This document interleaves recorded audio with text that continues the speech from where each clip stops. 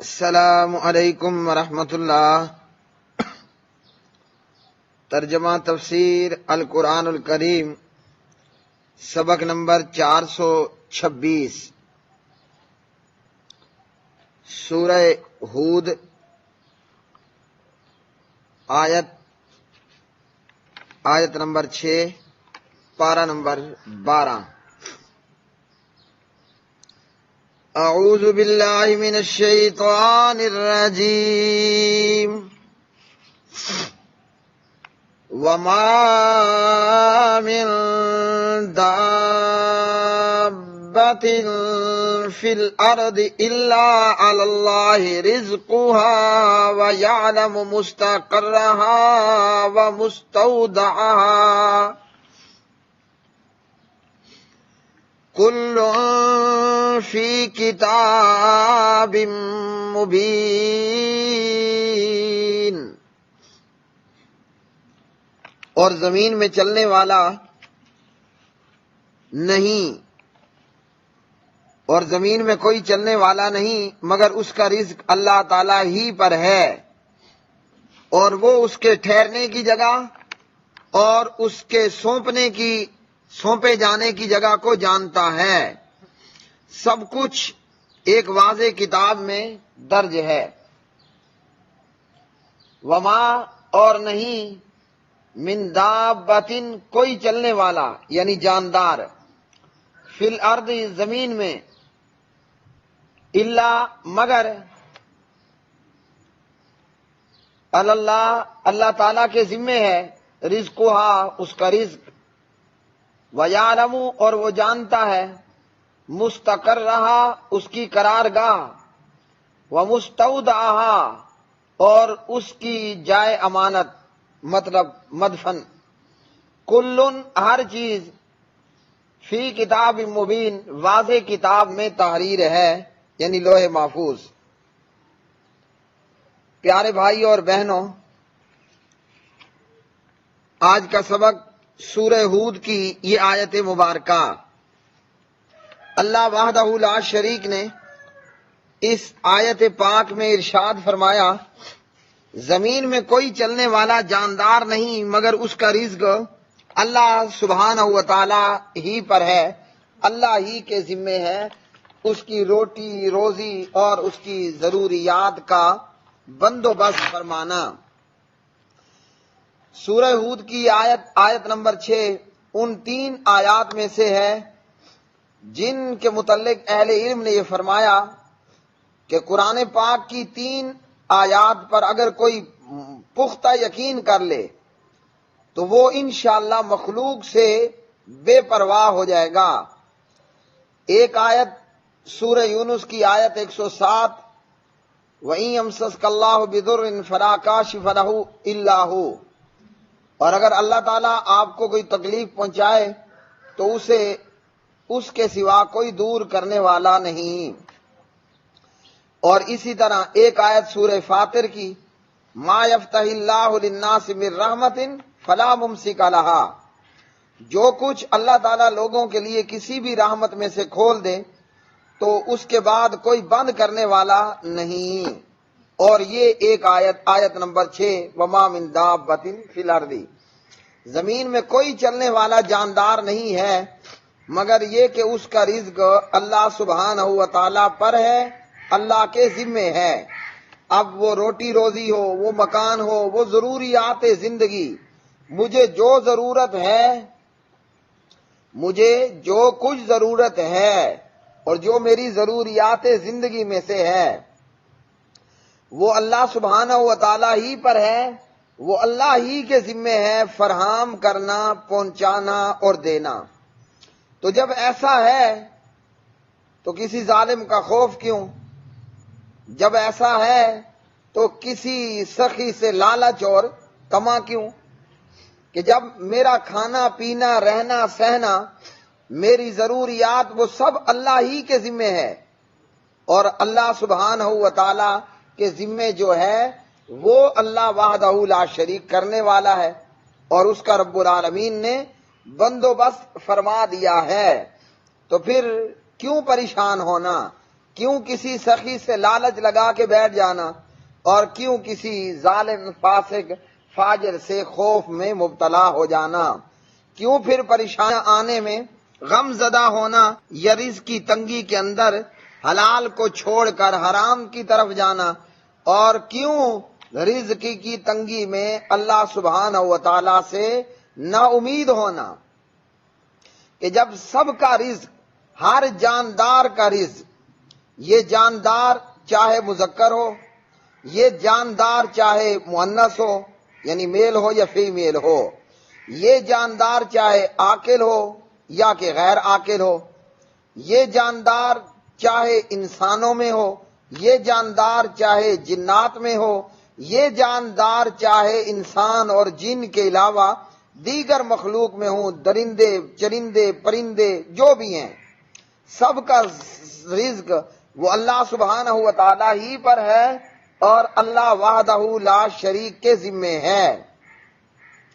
اور تمام قسم کے جانداروں کو جو اللہ نے پیدا کیا تو اللہ وحدہ لا شریک ان کے رزق کا ذمہ بھی اللہ پر ہے، اور جاندار وہ چاہے جس قسم کا بھی ہو، جیسا کہ اللہ وحدہ لا شریک نے سورہ النور میں آیت 45 میں ارشاد فرمایا، واللہ خلق کل دابۃ من ماء فمنہم من یمشی علی بطنہ ومنہم من یمشی علی رجلین ومنہم من یمشی علی اربع، اور اللہ تعالیٰ نے ہر چلنے والا یعنی جاندار ایک قسم کے پانی سے پیدا کیا۔ اب ان جانداروں میں سے کوئی وہ ہے جو اپنے پیٹ پر چلتا ہے جیسے سانپ، اور ان میں سے کوئی وہ ہے جو 2 پاؤں پر چلتا ہے جیسے حضرت انسان، اور ان میں سے کوئی وہ ہے جو 4 پر چلتا ہے جیسے گائے، بیل، بھینس، اونٹ، گھوڑا، یہ جتنے چوپائے ہیں۔ تو ان آیات کے اندر اللہ رب العالمین نے اس آیت مبارکہ میں پیٹ پر چلنے والا یا 2 یا 4 ٹانگوں پر چلنے والا تمام جانداروں کو دابا فرمایا ہے۔ تو یہ تمام جانداروں کا رزق کس کے ذمے ہے؟ اللہ وحدہ لا شریک ہی کے ذمے ہے۔ تو جب اللہ کے ذمے رزق ہے تو پھر پریشان کیوں ہونا؟ اور پیارے نبی علیہ السلام نے ہمیں یہی تعلیم دی حدیث کے اندر کہ اللہ کی ذات سے نا امید نہیں ہونا اور رزق کے حوالے سے پریشان نہیں ہونا۔ تو جو اللہ پر توکل اور بھروسہ کر لیتا ہے اللہ سبحانہ و تعالیٰ پھر اسے بھی رزق دیتا ہے اور باقیوں کو بھی۔ اور حضور نبی علیہ السلام نے اللہ پر توکل اور بھروسہ کرنے کا درس دیا جیسا کہ حدیث میں ہے، لیکن اس توکل اور بھروسہ کا یہ مطلب بھی نہیں کہ اسباب کو بروئے کار نہیں لانا، اور یہ مطلب بھی نہیں ہے کہ اللہ کو چھوڑ کر اسباب کو ہی سب کچھ سمجھ لینا۔ اسباب ضرور اختیار کرنے ہیں، لیکن اسباب کو حرف کل یا حرف آخر نہیں ماننا۔ اللہ نے ہمیں ہاتھ دیے، پاؤں دیے، سوچ دی، سمجھ دی، اللہ نے ہمیں اعضاء سے نوازا، عقل و خرد عطا کیا، اللہ کی دی ہوئی نعمتوں کو، ہاتھ پاؤں کو روزی روٹی کے لیے استعمال بھی کرنا ہے۔ جیسے حضور نبی کریم علیہ السلام اور تمام انبیاء علیہ السلام لوگوں کی بکریوں کے چرواہے رہے۔ حضرات انبیاء علیہ السلام وہ لوگوں کی بکریاں چراتے رہے۔ تو پتہ چلا کہ اسباب کو اختیار کرنا ہے، لیکن اسباب پر ہی بھروسہ کر کے نہیں بیٹھ جانا کہ اللہ تو وہ ہے جو بغیر اسباب کے بھی رزق دیتا ہے، مگر یہ کہ اسباب کو اختیار کرنا ہے۔ جیسے حضرات انبیاء علیہ السلام وہ محنت کرنے والے تھے، مزدوری کرنے والے تھے، لوگوں کی بکریوں کو چرا کر، چرواہے بن کر روٹی روزی کے لیے کوشش کرنے والے تھے۔ ہاں، اسباب کو اختیار کر کے اللہ پر بھروسہ کرنا ہے، اور اللہ سبحانہ و تعالی کی ذات وہ بغیر اسباب کے بھی رزق عطا کرنے والی ہے۔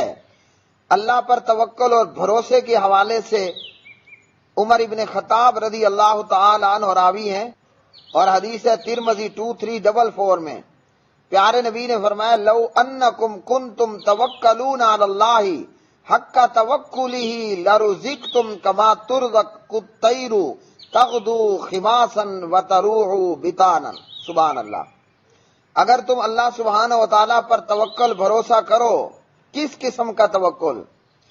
جیسے اس پر توکل بھروسہ کرنے کا حق ہے، تو اللہ تمہیں یقیناً اسی طرح رزق دے گا، تم اسی طرح رزق دیے جاؤ گے، تمہیں رزق دیا جائے گا جیسے چرندوں پرندوں کو رزق دیا جاتا ہے۔ اب پرندے صبح سویرے اپنے گھونسلوں سے خالی پیٹ نکلتے ہیں، لیکن جب شام کو یہ پرندے اپنے گھونسلوں میں آتے ہیں تو ان کے پیٹ پوری طرح بھرے ہوئے ہوتے ہیں، ان کے پیٹ پوری طرح بھرے ہوتے ہیں۔ اب پرندے رات بھر بیٹھ کر پریشان نہیں ہوتے کہ یار صبح ہوگی تو کہاں سے کھائیں گے، صبح ہوگی تو کہاں سے کھائیں گے۔ وہ اسباب کو ضرور اختیار کرتے ہیں، صبح صبح اپنے پر مار کر اپنے گھونسلوں سے اڑتے ہیں اور رزق کی تلاش کے لیے آسمان پہ گھومتے رہتے ہیں، جہاں رزق ملتا ہے اپنا پیٹ بھی بھرتے ہیں، اپنے بچوں کے لیے بھی لے کر آتے ہیں، لیکن رات بھر اس پریشانی میں نہیں گزارتے کہ کہیں صبح بھوکے نہ مر جائیں۔ کیوں؟ اللہ پر توکل اور بھروسہ ہے۔ تو اگر ہم بھی اللہ پر توکل اور بھروسہ کریں تو اللہ سبحانہ و تعالی ہمیں بھی رزق دے گا، جیسے اللہ پرندوں کو رزق دیتا ہے۔ لیکن پرندہ بھی اپنے گھونسلے میں نہیں بیٹھا رہتا، وہ رزق کی تلاش میں اڑتا پھرتا رہتا ہے اور پھر کوشش کرتا ہے، اور کوشش کے نتیجے میں وہ رزق کو پا لیتا ہے۔ تو اسباب کو اختیار کرنا ہے اور اسباب ہی کو بھروسہ نہیں کرنا، بلکہ اللہ پر توکل اور بھروسہ کرنا ہے۔ جیسا کہ نبی علیہ السلام ترمذی میں انس رضی اللہ تعالی عنہ کی روایت 2517 میں فرماتے ہیں اعقلھا وتوکل، اونٹنی کا گھٹنا باندھ اور توکل کر، بھروسہ کر۔ اور اسی طرح رزق کے حوالے سے پیارے نبی علیہ الصلوۃ والسلام صحیح الجامع میں 2085 کے اندر بڑی خوبصورت بات بیان کرتے ہیں۔ ویسے حضور نبی علیہ الصلوۃ والسلام کی ہر بات گلاب کا پھول ہے، پیارے نبی کی ہر بات گلاب کا پھول ہے، چمیلی کا پھول ہے۔ حضور فرماتے ہیں صحیح الجامع 2085 میں، اور جو فرما رہے ہیں وہ کیا فرماتے ہیں؟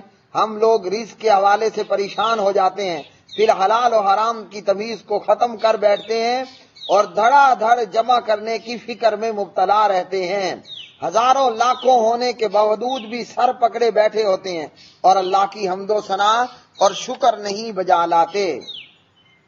جبکہ نبی علیہ السلام نے فرمایا روح القدس جناب جبریل علیہ السلام ملائکہ کے سردار ہیں، فرشتوں کے سردار ہیں۔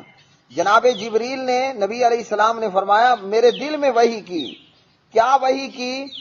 کہ کوئی اس وقت تک مر نہیں سکتا، کوئی جان اس وقت تک موت سے دوچار نہیں ہو سکتی جب تک کہ اپنی مدت پوری نہ کر لے اور لکھا ہوا رزق حاصل نہ کر لے۔ کوئی اس وقت تک نہیں مر سکتا جب تک کہ اپنی زندگی پوری نہ کر لے اور جب تک کہ لکھا ہوا رزق وہ پا نہ لے۔ تو اس کا کیا مطلب نکلا؟